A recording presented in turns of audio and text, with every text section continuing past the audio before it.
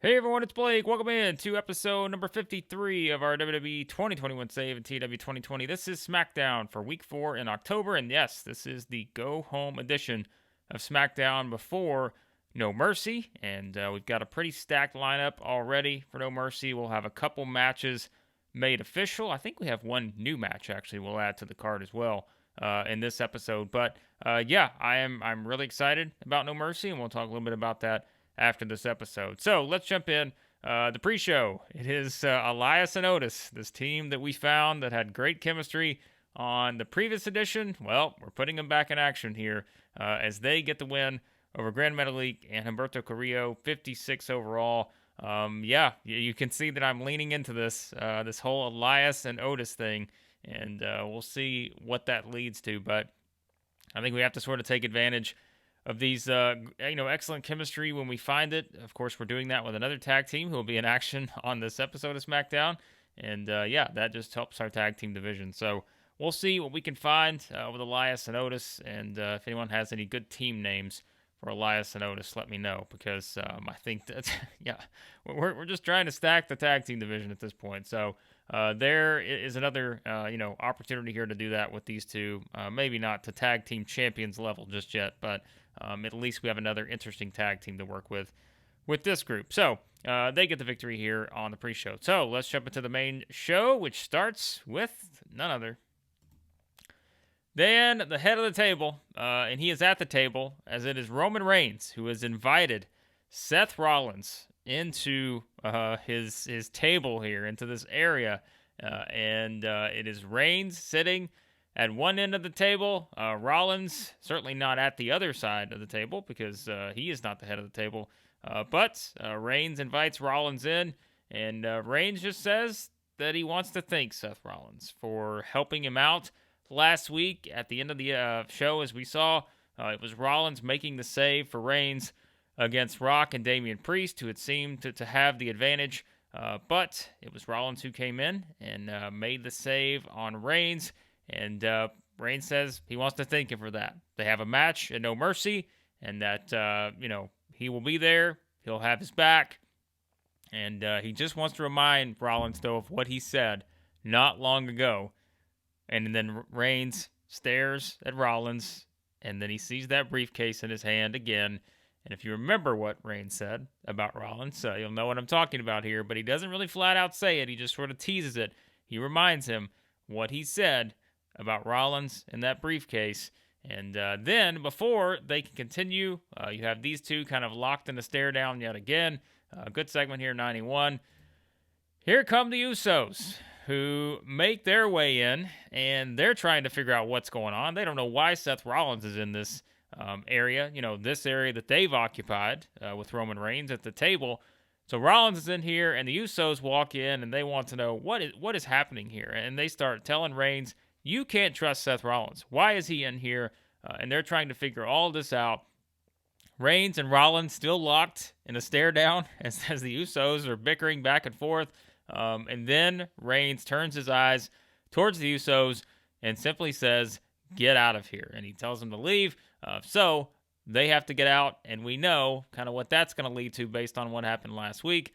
So we end sort of this segment with Reigns and Rollins still locked in the stare down at each other and sort of teasing that tension of whether they can actually trust one another heading into that match at No Mercy. And as the Usos walk out, they walk into Mick Foley, who Foley says he's made it official.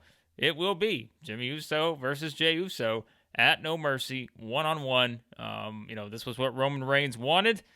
He announced his desire for these two to fight. And Foley says, hey, we need another great match on the card, and I think you two guys are going to have a great match. So it's Foley kind of entertaining himself here, knowing that, this is another opportunity maybe for him to get back at the bloodline for everything they put him through, over the months and all of that. So, yes, it is official, and Foley walks off with a smile as Jimmy and Jay sort of look at each other and trying to figure out what's going to come of this now that they do actually have to go one-on-one with each other at No Mercy. So 73 overall for this one. So we got a lot of sort of storylines brewing. And here's another one with these two. What's going to happen when they square off inside the ring at No Mercy. And we start off match-wise with Shinsuke Nakamura getting the win over Dio Madden, 12-17. He gets the win there, 63 overall. Not a bad match, but of course Nakamura going to be involved in our triple threat match for the Intercontinental Championship at No Mercy. And this is just sort of a showcase for Nakamura to get the win here and build a little momentum heading into that match. Speaking of that match, it is Samoa Joe backstage, and he has just watched Nakamura get the win over Dio Madden. And Joe basically talks about, hey, he's watched Nakamura, he's very impressive, but he still stands by what he said. When he was scouting everyone, when he was sitting ringside, watching everyone, he said he would not back down from anyone on SmackDown here, and he's made it clear that Keith Lee is still the person that he has his eye on, and more importantly, he has his eye on the Intercontinental Championship. So, Joe, just your usual Joe promo here, good stuff. These are not doing as well as I thought they would overall from a rating standpoint, but I mean, Joe's overness is not that great. I mean, he's still, I want to say, low 60s. So we've still got some work to do on that, but that's okay. It's fine. And again, I think this match is going to be great between these three at No Mercy. So we'll see if it delivers on that. And then Foley, once again, is back, and he's got a couple other visitors here, another tag team, and that is our current women's tag team champions.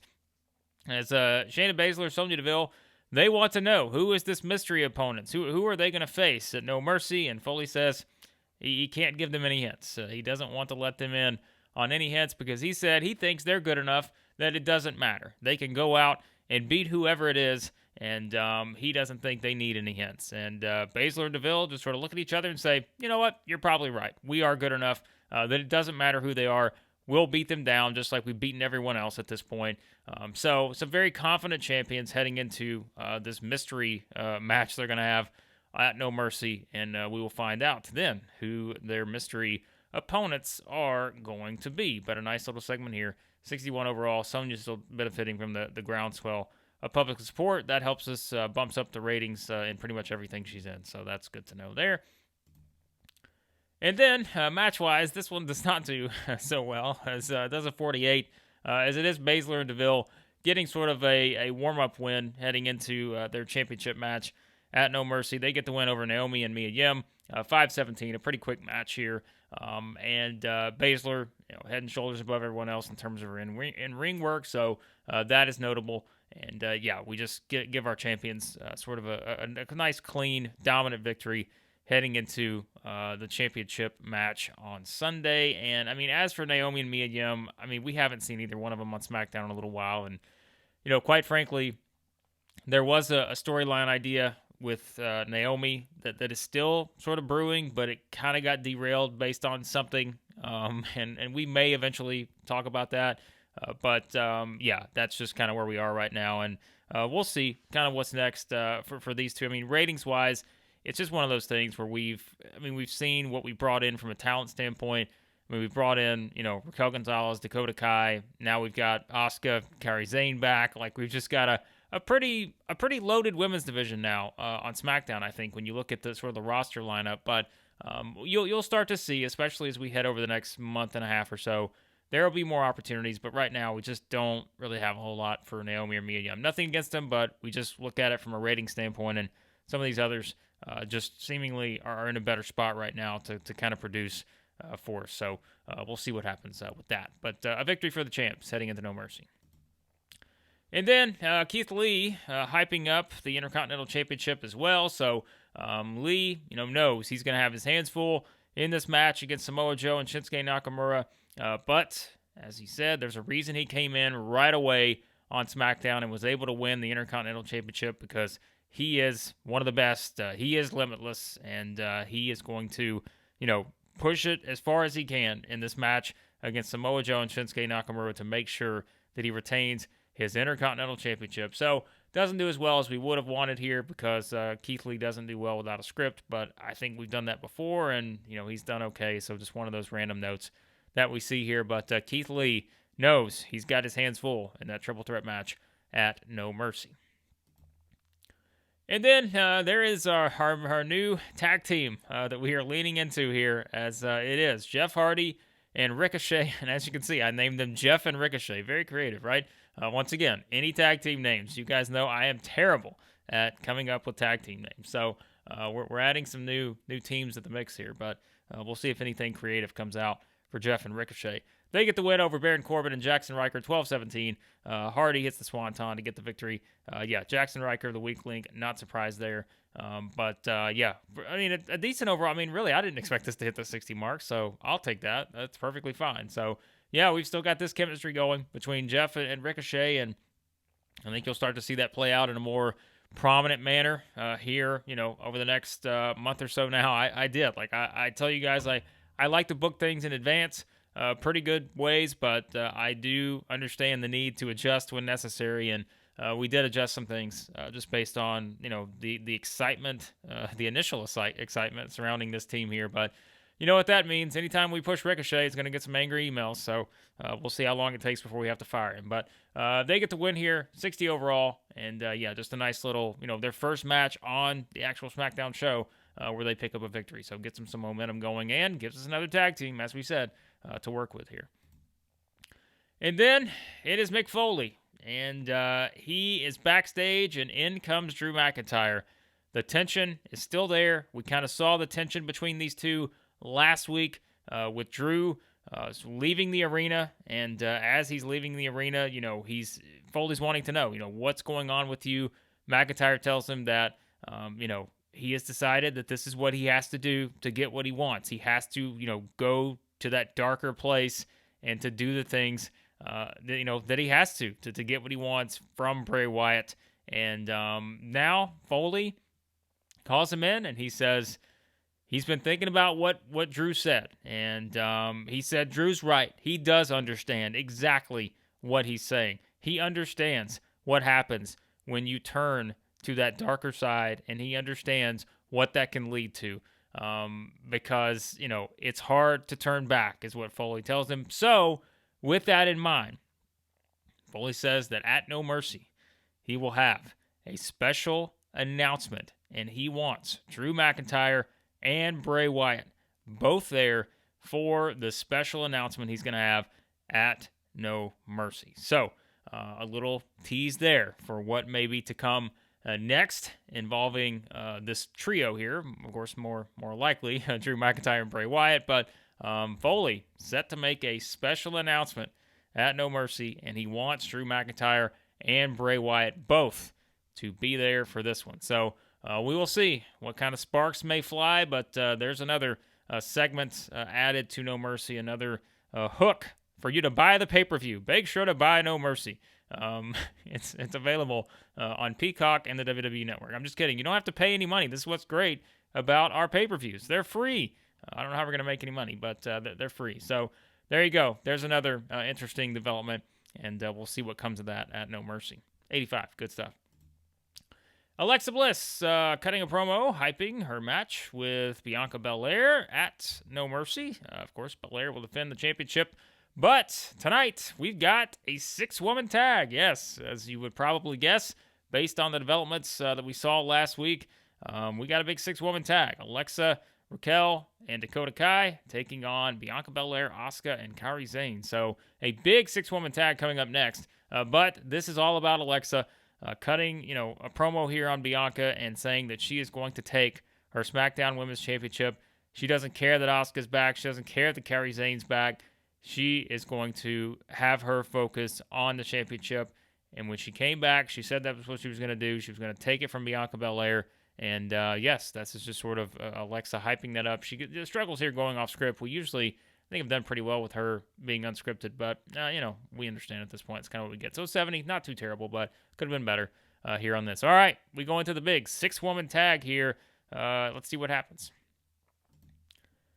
And gets a 66, so not bad here for this one. But it is Bianca Belaire, Asuka, Carrie Zane getting the win over Alexa, Dakota Kai, Raquel Gonzalez, and 1027 as Bliss intentionally gets herself disqualified while fighting Bianca Belaire. So I know, you guys know I don't love doing the DQs at times, but sometimes it's just, we have to do it. And this is just one where we just wanted to sort of set it up. that this is what we have to do here. And again, I know that we're not going to be able to do clean finishes on every single thing we do, especially on TV, because we are pushing bigger matches.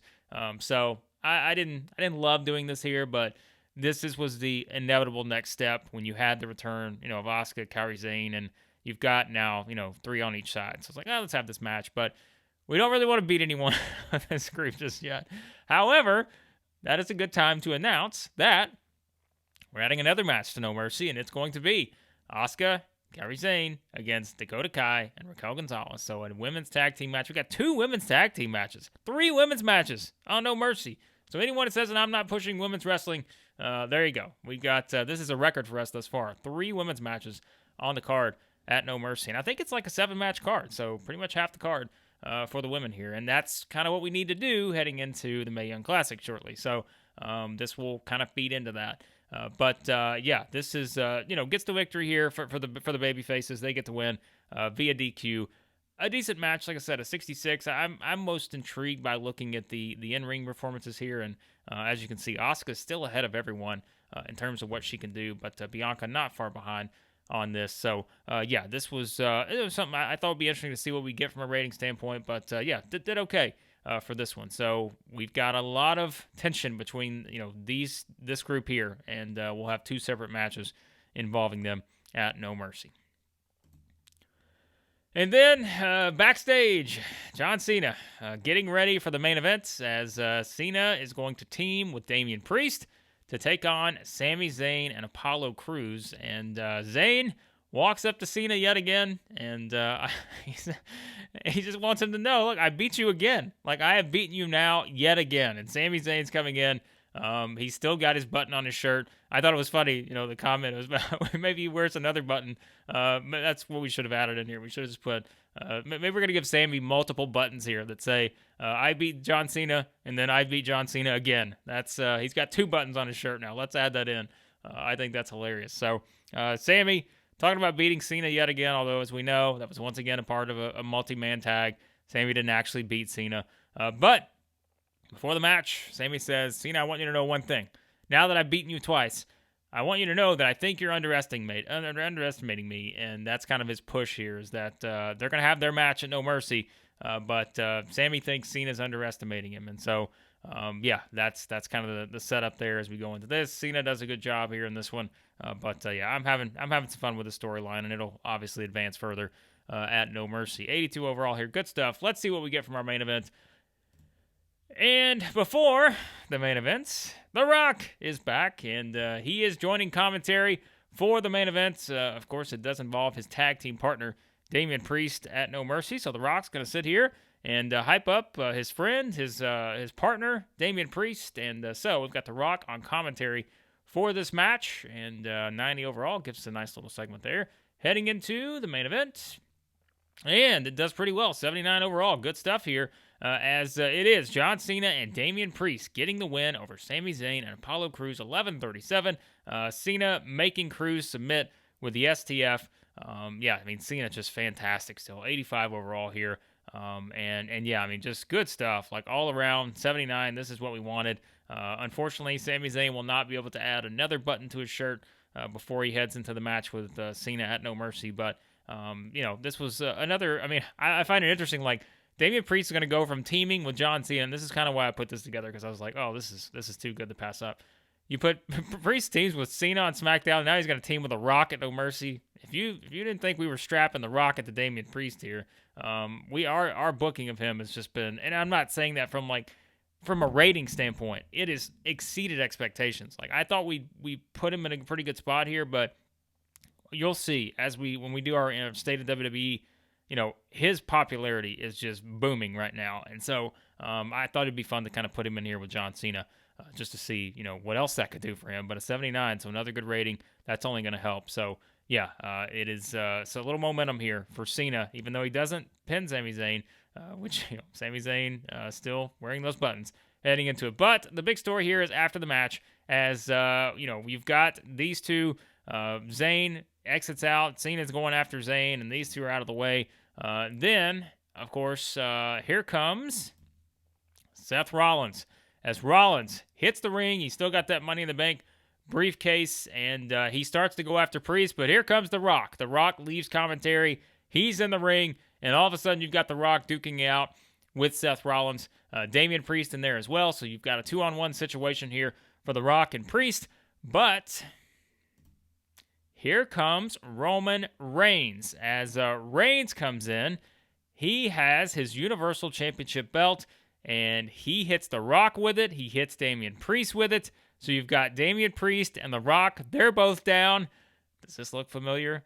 As you've got these two down. Rollins has just, gotten beat up by these two, so he's kind of struggling here. But Reigns is in there, and I think you probably know where this is headed. We've got 91. Good stuff here. Priest underperforms. Who cares? And we finish off. We almost do it again. That's the exact same scenario I think we had last week. 99 overall. So basically, the scenario has flipped here, where it is Reigns walking over to Rollins, who is down. Reigns extends his hand. He helps up Seth Rollins. And as Rollins makes his way up, he is staring at the Universal Championship. So we thought it'd be kind of fun to flip this a bit. Last week, same scenario, just reversed roles, where Rollins is helping Reigns up. Reigns is staring at the Money in the Bank briefcase. This week, it's Reigns helping Rollins up. Rollins staring at the Universal Championship. So, thought it'd be fun to kind of tie all that together to really build this tension we've got between these two heading into No Mercy. And yes, there you go. There is our go-home segment there for the main event, which will be Roman Reigns and Seth Rollins versus The Rock and Damian Priest at No Mercy. So a great way to finish the show here. And let's see, 85. So yeah, we are rocking and rolling on SmackDown. I think we got an 86 last week, 85 this week. So we once again increase our popularity. We are doing some good things on SmackDown right now. And that leads us into a big pay-per-view, No Mercy, on Sunday. So good episode here. Let's see what we need to get to before we wrap up.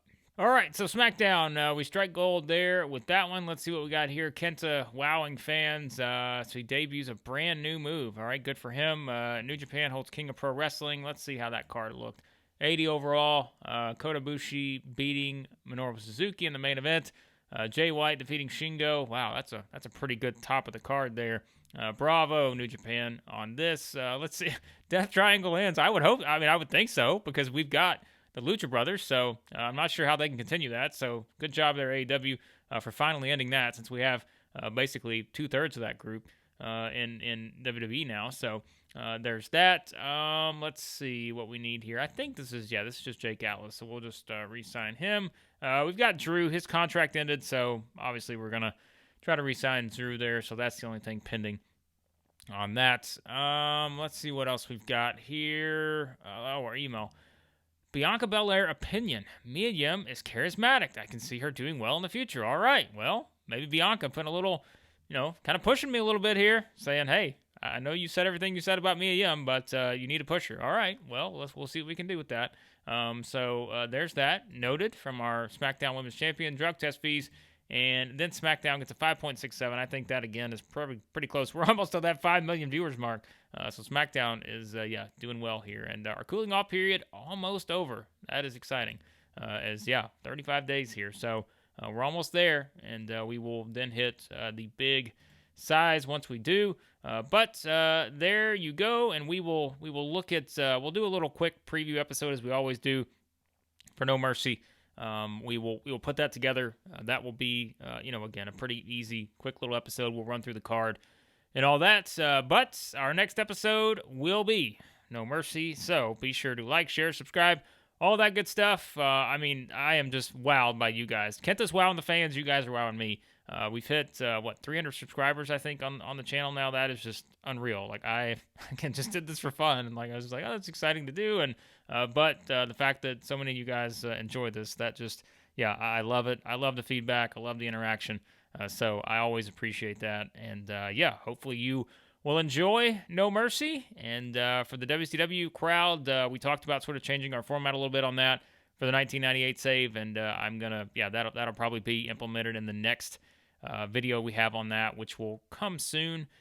Don't know exactly yet, because our focus is, on getting to No Mercy here. And so No Mercy will be up before Christmas. That is kind of the goal here, and we'll have our little preview video before that. So those will probably be the next couple videos with perhaps the WCW one in there at some point. So on the next episode of this series, it will be our No Mercy preview, and then it will be our pay-per-view for SmackDown, No Mercy.